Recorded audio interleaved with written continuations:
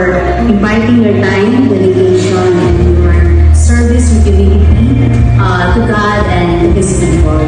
And this year, I know we are tonight celebrating your hard work, everyone's hard work, not for everyone, but for God's glories. Kaya maraming salamat po sa inyong walang sawang pagtulong sa bawat ministeryo na ginagawa niyo para sa ating Panginoon.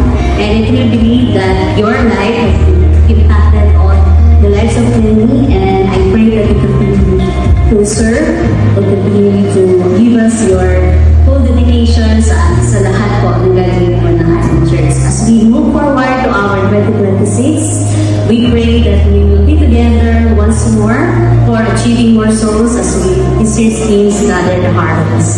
I'm very grateful to lead you the discipleship team, for all the teachers from CLDP, training, the discipleship team, and the children's ministry. Maraming salamat po.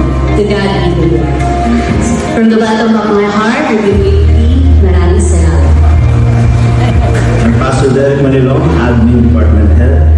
At gusto ko lang po parangalan ang lahat ng mga manggagawa na ang trabaho ay laging nasa likod. Maraming salamat sa inyong pagpapagal. Hindi man kayo palagi naririnig, pero dahil sa inyo, ang mensahe ng Panginoon ay naipapalagay sa malalim. Sa lahat po ng inyong sakripisyo, sa inyong integridad, at sa lahat po ng inyong mga ginagawa para sa gawain ng Diyos. Maraming salamat.